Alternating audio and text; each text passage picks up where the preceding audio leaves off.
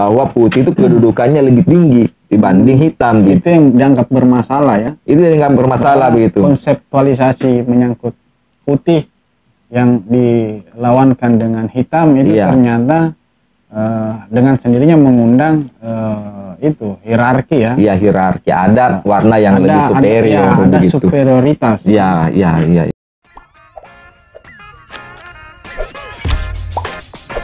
Welcome to Renaissance. Baik, Sobat Renaissance, selamat apa ya? Selamat malam ya. Selamat pagi. Oke, enggak apa-apa. Kita langsung selamat apa saja. Iya, karena ini lintas ya, di lintas waktu ya. Iya. Ya apapun istilahnya, kita akan berbicara tentang buku ini nih. Kelihatan gak ini? Ini ya. Ini buku diterbitkan oleh Margin Kiri. Ditulis oleh Ayu Saraswati ya. Ini buku yang menarik, terbitan, tunggu saya tidak hafal tahun berapa. Cetakan pertamanya itu 2017, ini cetakan kedua 2019 ya. Nah, ini sekarang ada Muhajir, Bung Muhajir, yang akan berbicara atau mengulik buku ini. Saya siap ya? Ya, siap. Alhamdulillah. Agak kurang fit sebenarnya ini, tapi untuk konten Renaissance. Oke. Kalau begitu saya harus lebih progres lagi ya, lebih semangat lagi. Sobat Renaissance tidak usah ragu ya. Ketika Bung Muhajir sudah duduk seperti ini, dia pasti akan mengerahkan upaya maksimalnya ya. Ya tentu untuk buku ini ya. Ya, buku itu ya. Bung, ini buku kan sebenarnya sudah sering dibahas. Bahkan Anda pernah menulis tentang buku ini ya. Oh iya. Resensi buku ini. Tetapi saya kira tidak ada salahnya ya kita menyoal buku ini ya. Mungkin di waktu sekarang relate dengan situasi sekarang ini ya, seperti sekarang ini yang dari segi ada semacam kesepakatan ya yang dibentuk oleh kalau melalui tinjauan budaya itu biasa dipengaruhi oleh agen-agen sosialisasi, misalnya media massa dalam membentuk cakrawala, persepsi atau bahkan perasaan seseorang. Nah, buku ini tentang warna kulit, ras dan kecantikan di Indonesia. Dan saya kira Bung Muhajir ini seorang aktivis feminis ya. Gender ya. Enggak, tapi suka ini karena kita kan terjun dalam kajian kebudayaan, maka mau tak mau juga pasti menyentuh ranah kajian gender. Jadi, ya. Karena ini menarik betul ya. Kajian seperti ini gitu. Nah, artinya boleh dong diceritakan sedikit apa inti dari buku ini sebenarnya? Ya, apa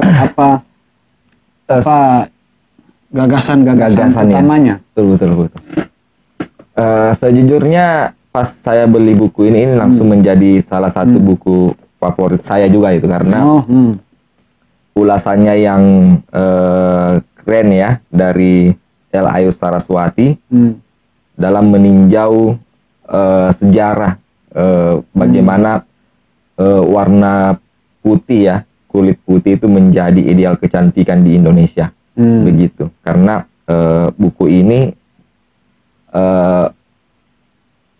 berteori ya atau menemukan dari hasil kajian dan penelitiannya itu menemukan bahwa ternyata apa yang disebut sebagai kecantikan ideal itu di Indonesia adalah ketika perempuan itu berkulit putih begitu. Jadi putih, warna kulit putih itu bahkan sampai saat ini menjadi ideal kecantikan yang sangat didamba-dambakan oleh perempuan gitu. Itu tapi menariknya lagi bahwa cara atau perspektif ya, pendekatan yang Ayu Saraswati gunakan dalam melihat genealogi ya. Bagaimana putih dikonstruksi sehingga menjadi ideal kecantikan di Indonesia begitu. Pertama yang menarik bahwa ternyata ditemukan ideal kecantikan tersebut tidak hadir begitu saja itu, tapi memang berasal dari gagasan orang yang ini ya, yang dibangun, dikonstruksi di Indonesia secara transnasional gitu ya. Jadi memang sudah lintas geografis. Pengaruh itu muncul di Indonesia memang adalah pengaruh lintas geografis dari berbagai negara masuk kan di Indonesia, sehingga menciptakan adanya ideal kecantikan tersebut. Itu nanti diceritakan oleh Ayu Saraswati bahwa ternyata standar kecantikan putih sebagai standar kecantikan ternyata sudah masuk di era prakolonial gitu. Setelah itu nanti dilanjutkan di era kolonial dan di era pasca kolonial dan era kontemporer kita ini yang biasa kita sebut sebagai era postmodern ya. Itu sampai di situ jauhnya. Dulu kan sering kita berpikir bahwa apa yang disebut sebagai putih sebagai standar kecantikan itu dikonstruksi secara kolonial kan. Barat masuk di daerah timur koloninya kan, dan menyebarkan gagasan tentang itu kan. Di samping menebarkan gagasan tentang supremasi kulit putih, putih juga dikonstruksi sebagai perempuan Eropa atau perempuan Kaukasia ya.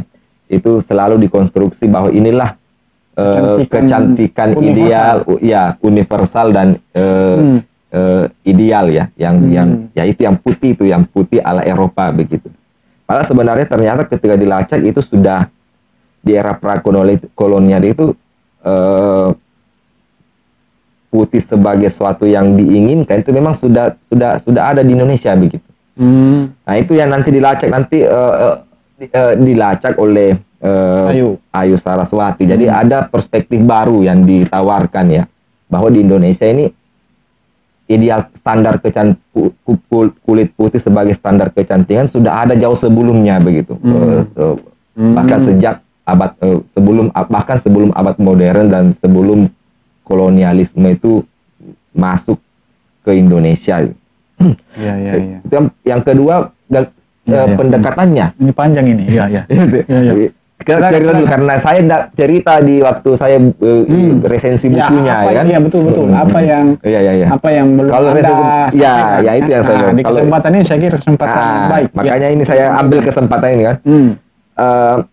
Ayu Saraswati menggunakan pendekatan yang menarik dalam melihat konstruksi kecantikan tersebut di Indonesia gitu. Dia pakai pendekatan afek atau emosi ya. Jadi dengan teori afek atau teori emosi, Saraswati membedah ya, melihat bagaimana ideal kecantikan putih sebagai standar kecantikan itu dikonstruksi melalui afek atau emosi. Jadi putih itu dilekatkan suatu emosi tertentu ya, emosi positif tertentu yang akhirnya membuat seseorang itu merasa kagum, merasa bahagia dan merasa sangat senang ketika misalkan ia melihat perempuan berkulit putih begitu. Jadi makanya Ayu Saraswati meneliti banyak iklan-iklan ya, atau produk-produk iklan, karena disitulah melalui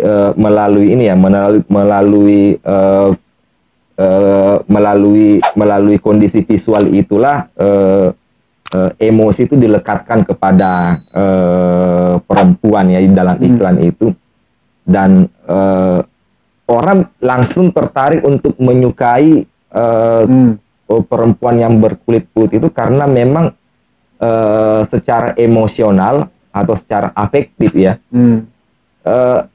seseorang itu tiba-tiba menginginkan, dia ingin juga seperti itu karena pada dasarnya dari awalnya itu memang sudah dilekatkan emosi positif yang merangsang sisi afeksi. Iya, merangsang sisi afeksi. Jadi ada sisi afeksi yang memang sudah dilekatkan secara sengaja ya, supaya juga menarik perhatian ini ya, menarik orang untuk menginginkan seperti itu juga begitu.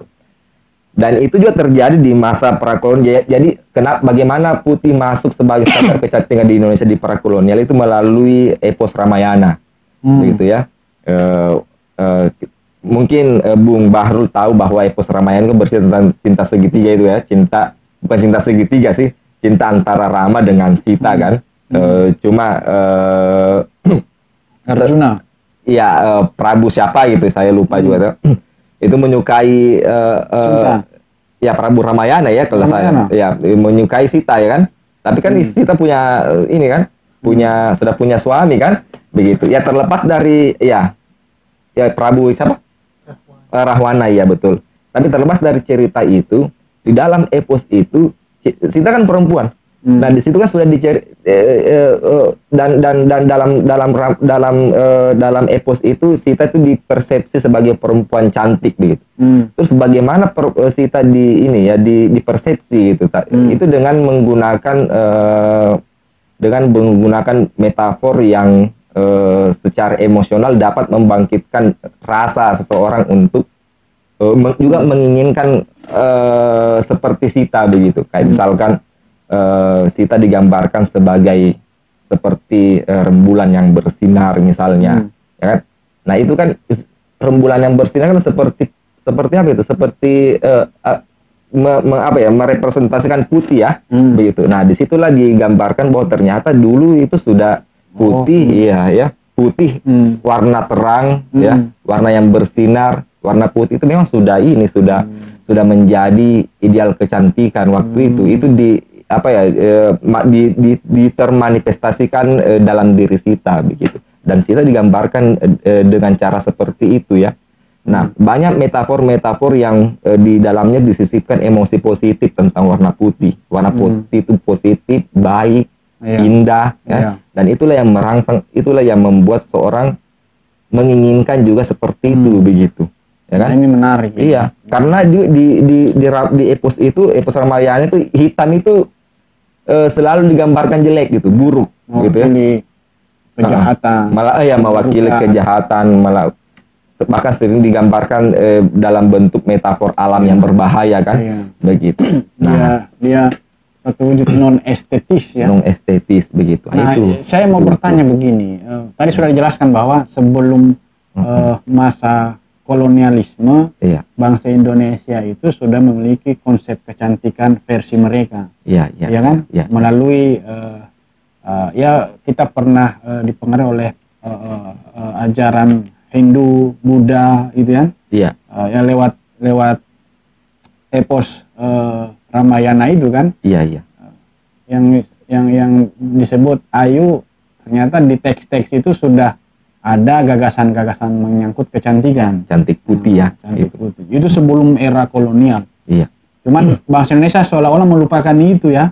Iya betul. Melupakan itu dan menganggap cantik yang ideal itu apa yang dibawa oleh ada Eropa ya. Ada itu salah satu ciri bangsa pasca kolonial adalah mengidealisasi apa yang pernah ada dari bangsa penjajah yang pernah bertahun-tahun ya menjajah bangsa mereka. Iya betul. Itu ya, kira-kira begitu ya. Iya. Nah berarti ada yang ini yang mau saya tanyakan, mengapa itu yang dibahas Ayu? Apa problemnya sebenarnya? Ya, oke, ya ini pertanyaan menarik sebenarnya. Betul. Problemnya adalah bukan hanya sekedar melacak diskursus tentang kecantikan ya. Bagaimana standar ideal kecantikan orang Indonesia itu seperti apa sih? Bukan cuma itu gitu. Itu kan terlalu justru melalui ini ya, konstruksi kecantikan itu ya. Ayu Saraswati ingin menelusuri bahwa di balik itu semua ya, ada konstruksi tentang ras, gender dan warna kulit begitu. Jadi emosi, afek atau emosi itu menjadi aparatus kuasa begitu untuk menyembunyikan suatu yang lebih tinggi lagi begitu, suatu politik kepentingan yang lebih tinggi lagi. Itu menyangkut tentang hierarki, bagaimana membentuk atau mengkonstruksi hierarki ras, hierarki gender dan hierarki warna kulit. Di epos Ramayana itu kan ketika sudah diketahui bahwa ternyata warna putih yang berpendar bercahaya itu ternyata kedudukannya lebih tinggi dari warna gelap, hitam, pekat karena emosinya lebih berbeda kan.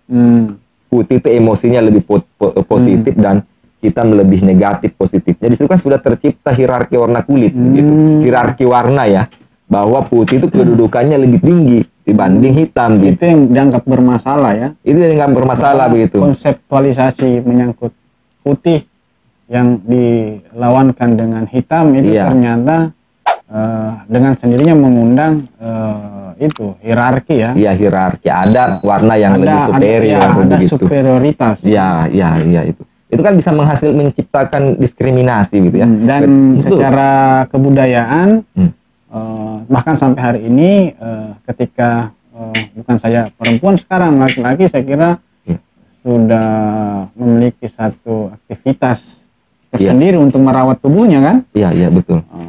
Menganggap putih itu dengan sendirinya menandakan juga superioritas mereka. Iya gitu ya. Betul. Tapi memang agak berbeda dengan berbeda dengan perempuan dalam pelacak dalam ini ya, dalam bagaimana Saraswati melacak putih sebagai standar kecantikan itu memang sudah spesifik gender begitu. Spesifik gender dalam mungkin ya pasti ada ya laki-laki mendambakan juga putih gitu. Tapi mereka itu kadang tidak ambisius untuk mengejar itu gitu. Beda dengan perempuan. Beda dengan perempuan gitu ya. Begitu ya. Ya ini kayak bukan misalkan perspektif maskulinitas Anda ini yang mengatakan gitu, atau memang begitu kenyataannya menurut Ayu ini? Iya, karena dari penelitian itu kan ternyata begitu. Perempuan gitu. Lebih antusias ya? Iya, lebih antusias karena ada kayak semacam perasaan malu begitu. Oh begitu ya? Iya, ketika misalkan perempuan tidak tampil putih, tubuh begitu. semampai. Iya, karena ada perspektif dari perempuan sendiri di situ di bagian belakang toh, bahwa berkulit gelap itu hitam itu kayak semacam kotor, menjijikkan. Dia akan menjadi objek bully ya untuk saat. Kalau sekarang ya biasanya ya. Iya. Kalau kita kan, kalau laki-laki kan kadang tidak mempermasalahi, meskipun ada keinginan untuk sampai situ kan, tapi kan kadang juga kita tidak sampai harus membeli banyak kosmetik untuk hanya untuk itu ya kan. Tidak gitu-gitu amat. Tidak gitu-gitu amat. Untuk merawat. Gitu. Setiap sebelum tidur itu ada 5 menit. 10 menit. Anda kalau nanti beristri akan menemukan fenomena itu tuh. Istri Anda itu sebelum tidur. Iya. Wah.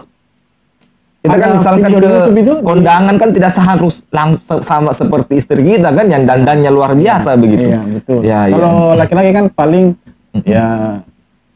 cukur, kan? Betul. Sikat gigi, selesai kan? Artinya putih itu bukan menjadi dambaan begitu bagi laki-laki, meskipun ada keinginan untuk begitu, tapi dia bukan menjadi suatu prioritas yang harus sudah melekat dalam diri kita secara sepenuhnya begitu. Beda dengan perempuan. Satu hal yang ingin saya ketahui, ada tidak dalam buku ini dijelaskan Ayu gagasan tentang putih? Apakah ada gradasi yang berbeda secara pemaknaan oleh katakanlah gender tertentu, ras tertentu atau bangsa tertentu? Misalnya begini, putih menurut bangsa Indonesia itu mungkin berbeda dengan putih menurut versi bangsa Barat misalnya, atau putih menurut orang Korea beda dengan putihnya orang Cina. Ada nggak itu di? Oh iya, ini ada di sini, kayak saya menyebutnya politik ras ya. Ini saya menyebutnya politik ras karena ini juga penting gitu. Karena tadi kan sudah kita buktikan bahwa di balik standar kecantikan putih itu ada hierarki warna kulit. Kan? Iya kan. Ada di situ juga kualitas, salah satu yang paling penting juga. Saya mau menyebut kualitas keputihan, nanti bermakna berbeda. Karena keputihan kan kayak gitu. Ada politik bahasa kan? Politik bahasa ya, betul. Politik bukan keputihan itu yang saya maksud, tapi kualitas putihnya. Iya. Betul. Itu gimana? Ada nggak dijelaskan? Iya, ada itu tentang hierarki. Ya, politik kayak saya menyebutnya politik ras ya. Bahwa di situ juga ada kayak semacam kompetisi antar ras tertentu untuk menjadi lebih unggul ya. Yang lebih meyakinkan untuk merepresentasikan putih yang ideal. Ya, karena babakan sejarah dari berbagai periode ya. Itu kan ternyata kayak misalkan Indonesia itu juga berusaha untuk mengkonstruksi ala Indonesia begitu. Iya. Cantik ala Jepang, ya. Karena waktu itu dalam perjalanan sejarah di Indonesia kan siapa yang disebut sebagai cantik itu kan selalu menuju kepada perempuan Kaukasia gitu. Ya, perempuan Eropa kan, ya? Perempuan Eropa. Jadi gitu. orang-orang pribumi meskipun dia putih, iya, belum tentu cantik. Iya betul. Karena bukan putihnya Eropa. Malah bukan putih mereka ya. Misalnya eksotis, gitu ya, gitu. Alih-alih tidak ingin dibilangi hitam kan. Kayak misalkan orang Cina yang tinggal di Indonesia kan tidak dibilang putih tapi kuning gitu. Nah, makanya kenapa misalkan ada orang yang bilang bahwa Jepang itu kulitnya kuning, itu sebenarnya politik bahasa kolonial itu sebenarnya. Ya, agar dari tadi memerhatikan kulit saya ini tipe warna apa? Ya, agar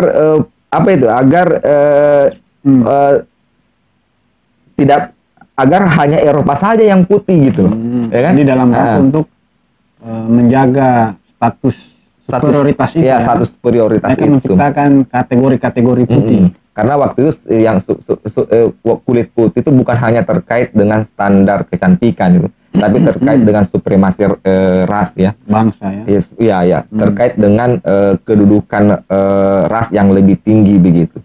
Nah, orang Eropa kan putih kan. Nah, di situ tidak terkait antara warna kulit dengan ras, itu sudah melebur di situ begitu. Jadi bukan hanya sekedar warna kulit saja di situ ya, tapi ada ideologi rasisme sendiri yang hendak ditanamkan secara terus menerus itu, supaya untuk menunjukkan bahwa ras Eropa lah yang lebih unggul itu. Ras apa itu ya? Ras yang berkulit putih begitu ya, begitu. Nah, tapi bagaimana dengan putih Asia? Itu bukan putih tapi kuning. Ya, makanya ada kan. Jadi kategorisasi kuning itu sudah di era kolonial sudah ada gitu. Secara pengetahuan kita sudah di set ya. Iya, di set begitu. Bahwa itu bukan putih. Iya. Meskipun kita mau mengakui putih bahwa itu putih, tapi dia putih yang bukan ya, lagi-lagi kategori ras ya, yang disebut sebagai putih yang lebih tinggi derajatnya itu putih Eropa, begitu. Jadi ada politik ras di situ ya, untuk menempatkan Eropa sebagai ras yang lebih tinggi dibanding yang lain, begitu ya. Oke. Nah, tadi Anda menyebut ada hubungannya dengan iklan. Iya. Ada nggak dibahas bahwa sekarang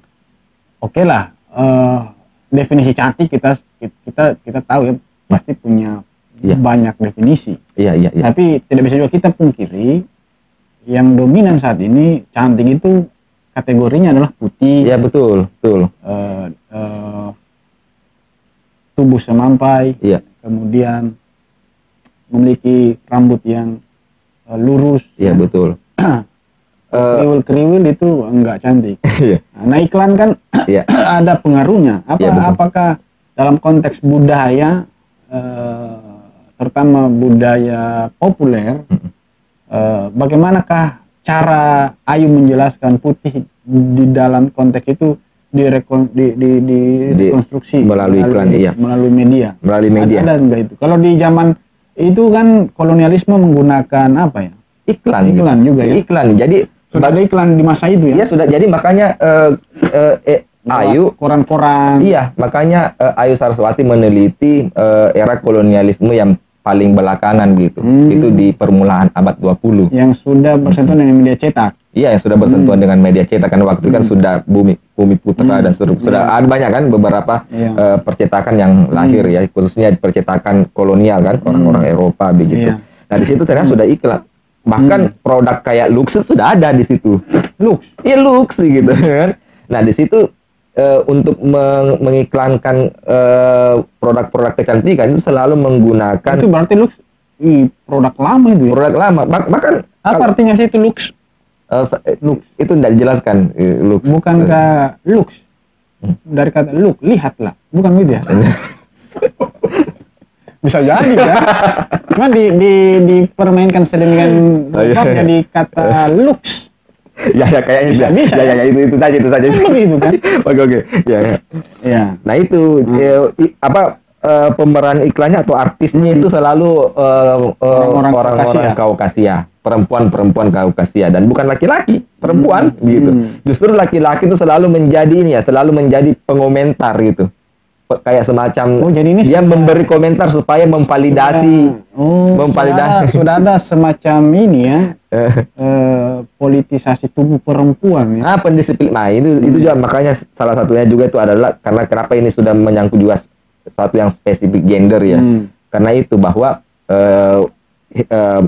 standar kecantikan ini sudah mendisiplinkan tubuh perempuan tuh lama-kelamaan menjadi cara untuk mendisiplinkan tubuh perempuan ya kan.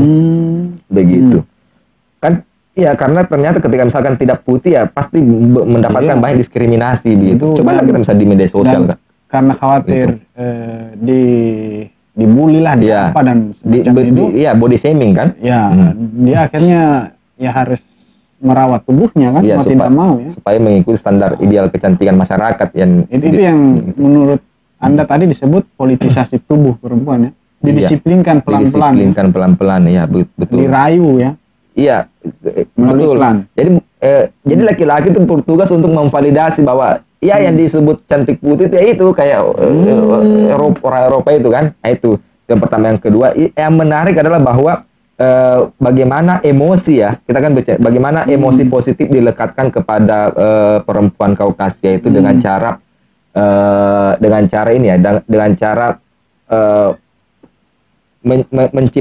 menciptakan standar penampilan bagi nyonya lady Eropa begitu.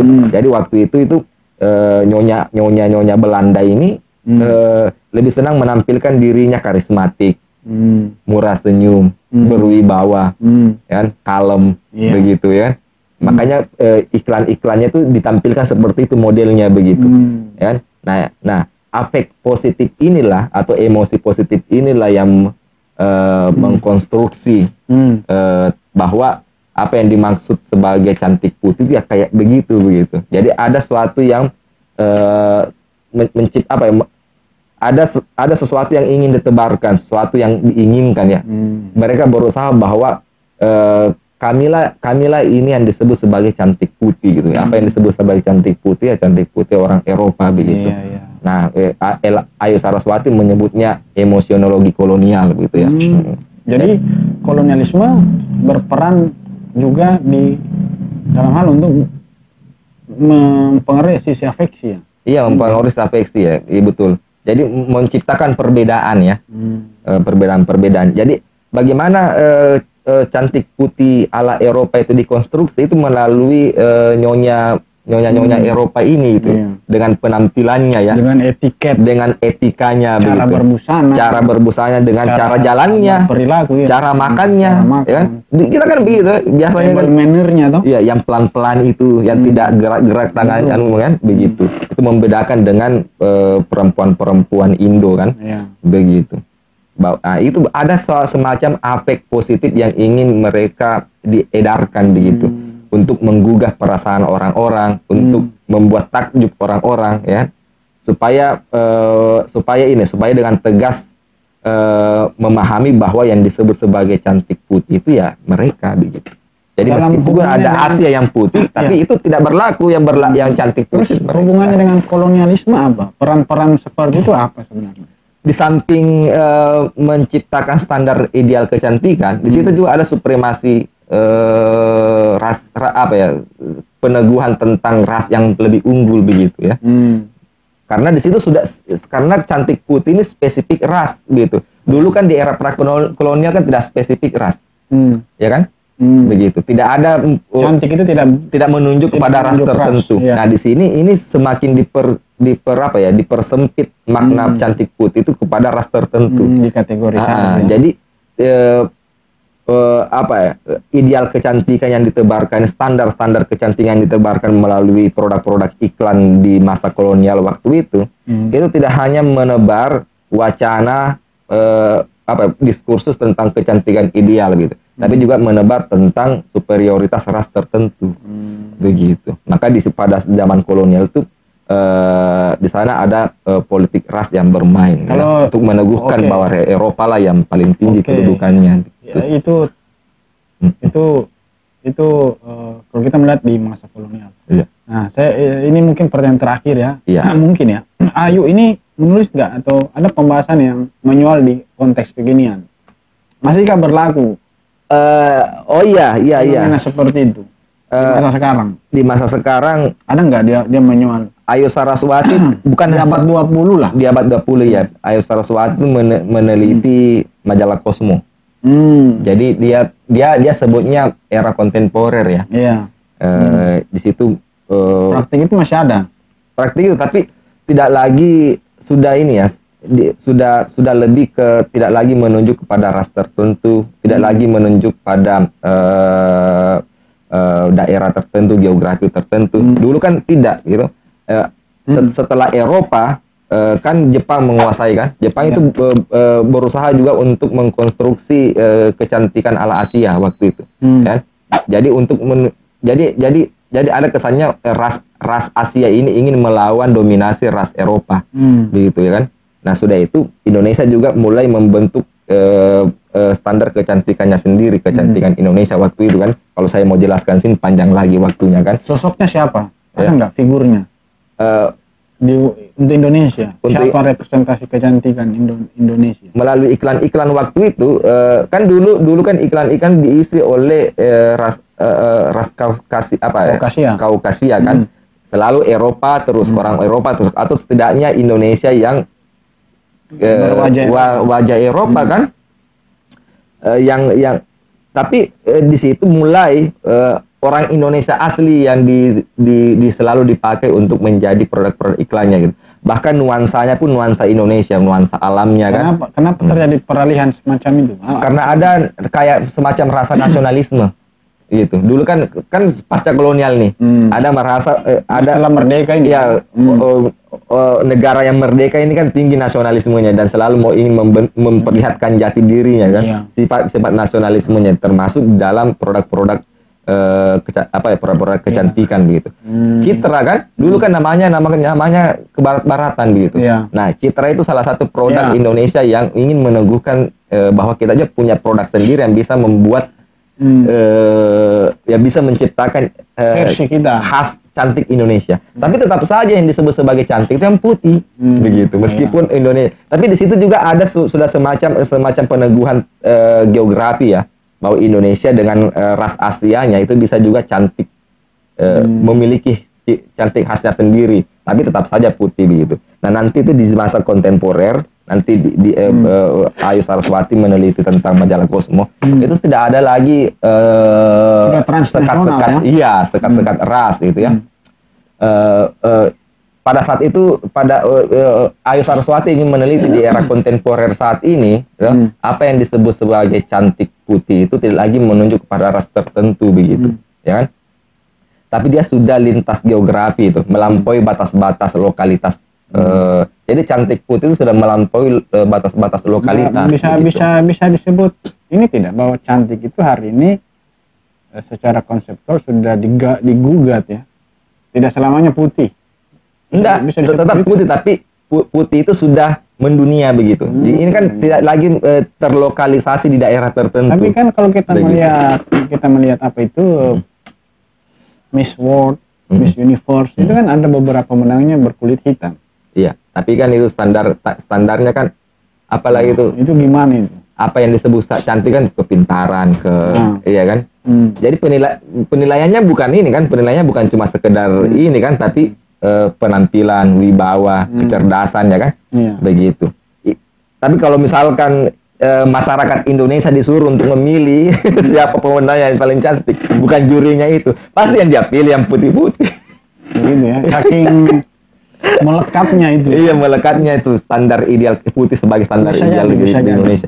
Nah itu di masa kontemporer tuh begitu. Jadi orang Asia, coba lihat iklan-iklan saat ini, itu kan iklan-iklan saat ini kan juga didominasi oleh artis Asia, artis dari Filipina, artis dari Korea, artis dari Jepang, malah artis dari Indonesia kan, tidak lagi melulu artis dari Barat begitu. Itu pun sekarang itu mau mau menciptakan. Dulu kan masih perempuan tanpa hijab, sekarang kan sudah ada representasi dari iklan-iklan tertentu menggunakan apa sih namanya itu, bintang-bintang yang berhijab ya. Iya, iya betul. Berhijab. Dia mau itu sebenarnya suatu pesan bahwa putih ini tidak lagi terlokalisasi pada geografi tertentu ya, tapi ini putih ini sudah menjadi dambaan seluruh dunia begitu ya. Sudah bersifat kosmopolit ya, bersifat kosmopolit, menjadi dambaan di seluruh dunia begitu.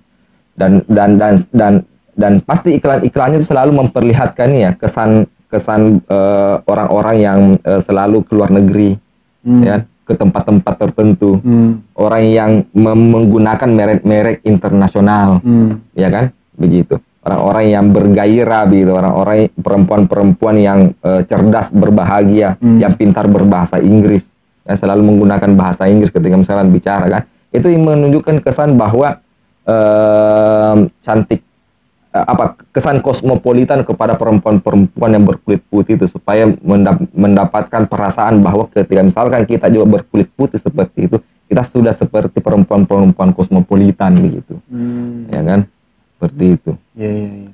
Ada perasaan, dan saya masih masih banyak. Karena misalkan juga pada saat itu juga putih sudah dikonstruksi ya. Apa yang putih Anda ingin sampaikan ini? Iya. Buku ini menariknya apa sih? Biar teman-teman tahu ini. Ya, menariknya bahwa makin kiri sih menarik ya, tapi ya betul. Menurut Anda apa-apa? Menariknya bahwa kajian dalam buku ini tidak hanya ingin menunjukkan tentang bagaimana standar ideal kecantikan itu masuk ke Indonesia secara transnasional kan, secara lintas geografi, lintas negara kan, dari India masa prakolonial, Eropa masa kolonial ya kan, dan lintas berbagai negara di masa pasca kolonial kan, begitu. Tapi juga bahwa di balik standar kecantikan yang dikonstruksi secara terus-menerus melalui proses secara transnasional ya, ada kuasa yang bermain di sana itu. Ada semacam konstruksi kekuasaan melalui proses ini ya, proses sosialisasi ideal kecantikan itu. Di baliknya ada kuasa yang hendak menenggukan hierarki warna kulit, hierarki ras, dan hierarki gender begitu, ya kan? Karena siapa yang dimaksud perempuan cantik ya harus berkulit putih. Jadi kalau tidak berkulit putih berarti dia jelek, begitu kan? Nah, kan ada cantik, jelek, itu kan hierarki gender begitu. Karena ditentukan perempuan yang cantik seperti apa ya kan? Nah, orang-orang yang dianggap tidak putih dianggap jelek. Orang-orang yang dianggap jelek pasti mendapatkan banyak diskriminasi, ya kan? Itu punya dampak-dampak. Iya, dampak-dampak politis, diskriminasi dampak ya. Kebudayaan, dampak ekonomi, macam-macam ya. Macam-macam begitu. Dan dalam unsur itu sekarang kan misalnya mencari pekerjaan kan harus good looking. Good looking itu pasti yang putih. Biasanya kan? Iya, karena di sini juga dia diceritakan Ayu bahwa putih itu di zaman kontemporer sekarang ini bukan lagi sekedar ideal kecantikan, tapi sudah menjadi kapital. Begitu. Nah, yang menarik nantilah ya. Iya, nanti kita. Masalahnya ini kita terdibatasi. Ya betul. Ini banyak sekali. Pokoknya belilah buku ini. Intinya. Sebagian besar saja, tetapi sebenarnya ini kepentingan kita mau menyosialisasikan buku ini. Pengalaman mendengarkan dan membaca itu dua hal yang berbeda. Betul.